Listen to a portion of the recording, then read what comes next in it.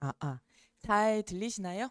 네. 안녕하세요. 조현경 논술 강사입니다.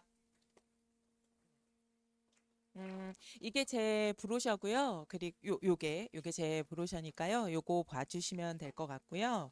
그리고 저희 반 학생들 합격 수기도 모여져 있으니까요. 요거 두 개 참고하시면 도움이 될 것 같습니다. 오늘은 최적의 논술 활용법 좀 말씀드리려고 해요. 이제 6월 모의고사가 끝났기 때문에 논술 활용법에 대해서 좀 더 구체적인 방안을 제시하는 게 필요하지 않을까 싶어서 그 얘기를 중심으로 나눠보려고 합니다. 저는 이제 인사드린 대로 조현경 강사이고요. 대치 중계 목동에서 우리 학생들 2007년부터 지금까지 계속 가르치고 있습니다. 요거는 좀 여러 번 보셨을 거예요. 저희 설명회 여러 번 오셨으면 제가 3, 4, 5월 설명회 할 때 계속 보여드렸던 거거든요. 이게 뭐냐면 3월 모의고사에서 2, 3, 2 정도 나왔던 학생들이 육모 되면 유지하거나 하락하거나 이 두 경우 중에 하나인 경우가 많을 거다. 이제 이런 말씀을 좀 드렸었어요. 왜냐하면 삼모 대비 육모가 상승하는 경우가 워낙 없기 때문에 그래서 이 두 가지 경우로 좀 말씀을 드렸었거든요. 이게 이제 과별로 세부적으로 다 일치한다고 보기는 어렵지만 입시를 시작하는 데 있어서 대략적인 방향성은 잡고 가셔야 되기 때문에 그걸 좀 보여드리려고 제가 초반에 이걸 좀 강조해서 드립니다. 그래서 6월 달에 만약에 3, 4, 2 정도로 3월 대비 좀 하락을 했다. 그러면 이 친구는 정시로는 인서울 여대 일부 학과 정도 가능합니다. 남녀공학은 사실상 쉽지 않고요. 학생들이 생각하는 인서울은 국숭세단 정도잖아요. 그렇게 생각을 하면 3, 4, 2로 국숭세단은 어렵죠. 정시로. 그러나 이제 여학생인 경우에는 인서울 여대 컷에 있는 학교들 일부 학과 정도는 가능해요. 뭐 덕성여대나 동덕여대 같은 경우 중어중문학과 요런 학과들에 한해선 좀 가능하고요. 그렇지만 이제 논술로는 서강대, 한양대, 중대, 외대, 이대도 다 가능하기 때문에 그래서 같은 그 점수라고 하더라도 정시로 가는 것과 논술로 가는 것의 이 차이를 좀 확인을 하셔야 됩니다. 그래서 제가 보통 논술은 교과나 종합이나 정시로 갈 수 있는 학교보다 두 단계 정도 높여간다. 이제 이렇게 말씀을 드리거든요. 그래서 요거를 좀 보시고 논술을 어떻게 해야 될지 좀 생각해 보시면 좋을 것 같고요. 당연히 이제 2, 3, 2를 유지한 학생 같은 경우에는 논술로는 성서, 한중 그리고 연대 정도까지 보통 이제 지원을 하죠. 그래서 요거를 보고 좀 방향성을 잡으신 다음에 이제 요 구체적인 얘기를 좀 해보면 좋을 것 같아요. 아까 요거는 지금 잘 안 보이시죠? 제가 글씨를 너무 조그맣게 PPT를 만들어서 근데 다행히 요 앞에 이한기 선생님이 수학에 관해서는 굉장히 구체적으로 말씀을 해주셨더라고요. 그래서 그거는 좀 간략하게만 말씀드리면 될 것 같고요. 양쌤 얘기하신 것 중에서 이제 영어 얘기 안 하신 거 있으신 것 같아가지고 요거 조금 보완하면 좋을 것 같습니다. 제가 생각했을 때 육모 기준으로 해서 수능까지는 사실상 큰 변화가 있지는 않아요. 제가 지금 19회째 계속 입시를 하고 있지만 쉽지 않습니다. 그래서 육모에서 유지하는 경우가 더 많기 때문에 지금부터는 그 등급별 정보를 가지고 적용을 해보는 시기이다 이런 생각이 들어서 요 시기엔 좀 말씀을 드리는 건데 육모에서 수학이 1에서 3등급 정도 나왔다라고 하면 반드시 이제 인문수리가 포함되는 학교를 지원하는 게 맞죠. 아까 양쌤이 이제 그거를 그 학교별 범위에 따라서 다 세부적으로 말씀해 주셨으니까 이걸 더 구체할 필요는 없지만 제가 확신을 더 드리는 거예요. 수학이 1에서 3 정도 되면 인문술이 포함되는 학교를 원서 6개 중에 적어도 한 2개 정도는 넣는 걸 전 권하는 편입니다. 아무래도 수리가 들어가면 실제 경쟁률이 낮아지기 때문이고요. 그리고 수학이 3, 4등급이어도 약수령으로는 좀 도전을 해볼 수 있으니까 수학을 4등급이어도 너무 싫어하는 학생이 아니라면 저는 약수령 좀 적극적으로 도전을 해봐라 이렇게 많이 말씀을 드립니다. 그리고 이제 영어를 좀 보시면 영어도 1에서 3등급 정도 된다라고 하면 영어가 포함되는 학교에 좀 지원해 보기를 권하는 편이에요. 이 중에서도 외대가 당연히 이 중에서는 제일 난이도가 낮고요. 그리고 이대 그리고 연대 이렇게 보시면 됩니다. 그래서 인문 논술에서 영어 제시문이 하나 들어가는 학교는 요 세 학교입니다. 영어 제시문을 장문을 시키는 건 아니기 때문에 독해 정도 하는 거여서 요 정도면 충분히 1에서 3등급 정도 되는 학생이면 절대평가를 하더라도 영어 제시문 포함되는 학교 충분히 지원해 볼 만하다. 근데 이걸 왜 제가 강조를 드리냐면 이것도 제가 제일 많이 말씀드리는 건데 이 네 가지 요소가 들어갔을 때 실제 경쟁률이 낮아지는 효과가 매우 커지기 때문이에요. 제가 아주 많이 강조했지만 그래도 오늘 좀 새로 오신 분들도 좀 계시는 것 같아서 조금 더 강조 드리려고 합니다. 정비례하는 건 아니지만 그래도 수능 최저 조건이 높을수록 실제 경쟁률이 낮아지는 건 어쩔 수 없죠. 그리고 수리 논술이나 영어 제시문이 포함되어 있는 경우에는 실제 경쟁률이 동일한 다른 학교에 비해서 2배 이상 떨어져요. 어쩔 수가 없습니다. 그리고 일정이 수시 1차인 경우, 이건 아까 초반에 봉쌤이 좀 얘기하셨을 것 같은데요. 수능 전에 시험 보는 학교들, 연대나 올해는 중대 창의형이 들어갔고, 그리고 성신연대나 요런 학교들, 가톨릭 당국, 요 학교들은 수능 전이니까 학생들이 좀 기피하는 경향성이 있습니다. 그래서 실제 경쟁률이 좀 낮아지는 효과가 있고요. 당연히 여대는 절반의 경쟁이기 때문에 동일한 최저라고 하면 실제 경쟁률이 압도적으로 떨어집니다. 예를 들면 이화여대 같은 경우에는 최초 경쟁률에 비해서 실제 경쟁률이 3분의 1, 4분의 1, 5분의 1까지 떨어지는 학과들도 있어요. 그래서 10대 1이 안 넘는 학교가 학과가 절반 이상이기 때문에 이대 같은 경우도 좀 활용을 해보시면 좋을 것 같고요. 인서울 여대들도 두 개 함 6, 7 정도의 최저인데도 불구하고 되게 낮은 최저잖아요. 그 정도면 최저 있는 학교 중에서는. 그런데도 실제 경쟁률이 절반 이하로 떨어지기 때문에 6개 학교 중에 요 조건들이 있는 학교들이 좀 넣어서 쓰면 논술을 그 숫자 카드를 허투루 쓰지 않는 이제 좋은 경우가 될 수 있다. 그래서 요거를 조금 강조 드리는 편이고요. 그래서 저는 이제 이렇게 예시로 보여드리면 좀 더 와닿지 않을까 싶어서 늘 이걸 보여드립니다. 하나를 그냥 특정해서 보여드릴 테니까 적용해 보시면 좋을 것 같아요. 만약에 6월 학평에서 두 개 합 5를 맞춘 여학생이 있다. 내신이 3.99. 그러면 내신 3.9면 어차피 일반고 학생이라고 전제했을 때 교과나 종합으로는 인서울이 어렵죠. 그러니까 어렵다도 좀 제가 완곡하게 말한 거고 사실 불가능하죠. 그러면 이 친구는 수능하고 논술을 활용해야 되는데 지금 국수 영탐이 33323이라고 제가 가정을 했잖아요. 요 정도 받은 학생이라고 하면 정시로는 인서울 여대 정도 가능합니다. 아까 말씀드렸지만 국승 세단도 쉽지 않죠. 추합이나 비인기 학과 정도 생각을 해야 돼요. 하지만 뭐 동덕여대, 서울여대, 덕성여대 같은 경우에는 합격 가능성이 있습니다. 이 학생이 논술 원서를 어떻게 써야 되냐? 이 학생한테 적정은 2개 합 5죠. 작년 같으면 3개 합 8인 홍대 이렇게 얘기할 텐데 올해는 홍대가 2합 5로 낮췄기 때문에 2개 합 5가 적정학교라고 보시면 됩니다. 그래서 건대, 경희대, 동국대, 세종대, 숙대, 이대, 홍대 이 중에서 2개, 3개 정도 쓰는 거죠. 원서를. 근데 이제 육론수를 한다고 가정했을 때 여기서 한 3개 정도 쓴다라고 하면 지금은 최저를 못 맞췄지만 앞으로 올릴 가능성을 아예 빼고 쓰면 너무 좀 나중에 혹시나 맞추면 아쉬울 수 있잖아요. 그래서 상향도 제가 말하는 상향은 육모에서 최저를 못 맞춘 학교를 얘기하는 겁니다. 그래서 상향도 한두 개 정도 넣는 게 남은 한 5개월 정도 동안 학생들이 좀 동력을 자아내는 데 도움이 돼요. 그래서 저는 이제 2합 5보다 좀 높은 데라고 하면 외대이니까요. 2개 합 4. 그리고 3개 합 7인 서강대나 한양대 이 중에서 한두 개를 좀 섞어서 원서를 쓰자 이제 이렇게 얘기를 합니다. 물론 요거는 좀 상향지향적인 학생 그리고 마지노선이 확실해서 2미터로는 절대 안 가겠다 이런 학생들한테 좀 권해드리는 거고요. 만약에 재수를 꼭 안 하고 올해 꼭 가야 된다. 특히 2028부터는 변화가 많기 때문에 올해 꼭 가야 하잖아요. 그럴 경우에는 안정도 넣는 거죠.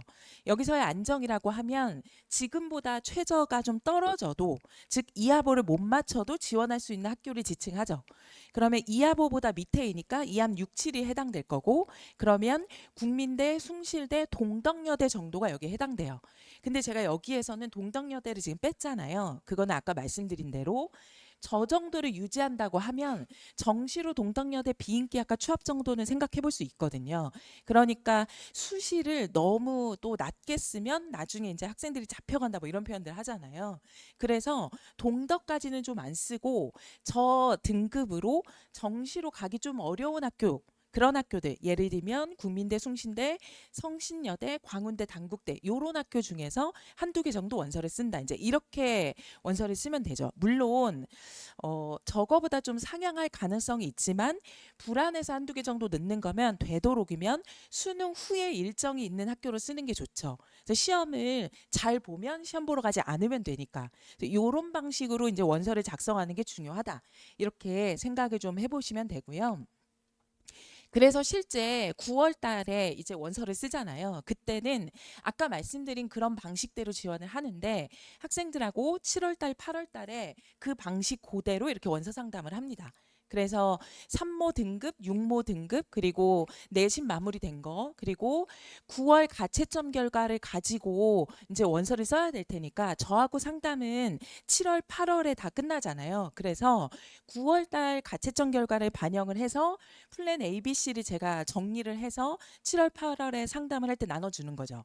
그러면 이제 이 학생이 그 정보를 가지고 9월 둘째 주에 원서 쓸 때 적용을 해볼 수 있다. 이렇게 생각하시면 될 것 같고요.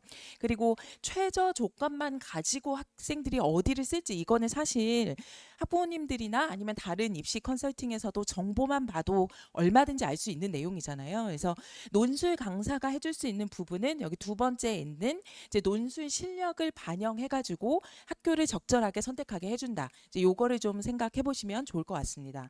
그래서 논술 강사는 이제 입시 컨설턴트로서의 역할도 되게 중요하다. 이제 이런 말씀을 좀 드리는 편이고요. 그래서 이제 이게 너무 작아서 잘 안 보이시죠? 그래서 제가 여기다가 명단을 다 실어놨어요. 여기 그 브로셔를 좀 열어서 보시면 입시 실적이라고 해가지고 이제 학생들 명단 나와 있는 거 보이시죠? 근데 이제 여기에다가 등급까지 넣을 수는 없어가지고 이제 학생들 개인 정보니까 그래서 이제 등급은 여기다 지금 제가 실어 놓은 건데요. 여기에 있는 학생들의 등급입니다. 지금 이렇게 후배들을 위해서 본인의 수능 등급하고 내신을 공개해 준 학생들이에요. 저희 반 학생들 중에서. 근데 이제 다른 것들보다 제가 조금 주목해서 보셨으면 하는 학생들 몇 명만 좀 찝어서 말씀을 드리려고 합니다. 6모 정도 되면 이제는 선택과 집중을 해야 되는 시점인 거잖아요. 그래서 지금 보시면 저기에서 숙대 소비자 경제학과 예비일로 최초 합격하고 동덕여대 경영융합 최초 합한 학생이 있어요. 이 학생 같은 경우에는 국수 영탐탐 순서대로 봤을 때 2, 6, 3, 4, 6입니다. 네, 수학이 6이에요. 그러니까 3월 달에는 저는 수학을 포기하란 말 안 하거든요. 근데 6모 이후에는 제가 생각했을 때 5, 6인 학생이 3까지 올라가는 일은 거의 본 적이 없는 것 같아요. 특히 수학이나 영어인 경우에는 6모 이후에 2등급 이상 올라가기가 쉽지 않잖아요. 그래서 현재 6모에서 특정 과목이 한 5, 6등급 정도 된다라고 하면 저는 조금 위험을 감수하고 선택과 집중을 해볼 그런 시기가 왔다 이렇게 생각을 하는 편이고요. 그런 상담을 해서 요런 학생들 26346 요런 학생들도 지금 숙대 소비자 경제학과까지도 합격할 수 있었다. 이제 요거를 좀 생각해 주시면 좋을 것 같고요. 그리고 저기 보면 중앙대 간호학과 재초합한 학생도 3합6입니다. 근데 간호학과를 3합6이란 얘기는 한 과목이 어쨌든 2가 안 된다는 얘기잖아요. 그런데도 불구하고 중대 정도의 간호학과를 논술로 합격했다고 하는 것은 되게 유의미한 결과라고 생각을 해요. 그래서 논술의 효용이 저는 이런 부분에 있다라고 생각을 하고요. 그리고 이쪽이 지금 중상위권 학교들인데 주로 왜냐하면 고대, 성대, 중대 이런 학교들이니까요. 근데 이 중에서 하나만 더 말씀드리고 이쪽 학생들도 좀 말씀을 드리려고 하는데 저기 성대 소프트웨어 언어형 최초합 저 학생은 원래 이과 출신 학생인데요. 재수하면서 확통으로 바꿨고 사탐런을 했습니다. 근데 성균관대는 언어형 논술로 공대까지 지원할 수 있잖아요. 그래서 소프트웨어학과 합격을 한 거죠. 근데 요즘에 반도체 학과들이나 계약학과나 소프트웨어학과 같은 경우에는 주가가 올라가면 입결도 올라간다는 얘기가 좀 있습니다. 그래서 학과가 계속 상승하고 있기 때문에 소프트웨어학과는 정시로는 12111도 합격하기 어려운 학과입니다. 근데 지금 이 친구는 13111로 합격을 했죠. 최종적으로. 그래서 이런 것들을 보시고 논술은 잘 상담하고 특화된 부분을 살려서 선택과 집중을 해서 필요한 대학을 잘 연습시키는 게 중요하다. 이런 거 좀 생각해 보셨으면 좋겠고요. 그리고 또 이쪽 학생들도 주목을 좀 해주시면 지금 요런 학생들은 최저 있는 학교 학교는 아무데도 붙지 못한 거예요. 그러니까 분명히 그렇게 상담을 하고 원서를 썼음에도 불구하고 이번에 작년에 영어가 조금 어려웠잖아요. 그래서 영어 때문에 최저를 생각보다 못 맞춘 경우가 굉장히 많았습니다. 그래서 원서 6개 중에 안정이라고 설마 여기를 가겠어 했던 학교들만 합격을 한 거예요. 지금 보시면. 그래서 최저 없는 학교만 합격했다는 얘기는 최저가 가장 낮은 학교가 2합 7인데 2합 7도 안 나왔다는 얘기죠.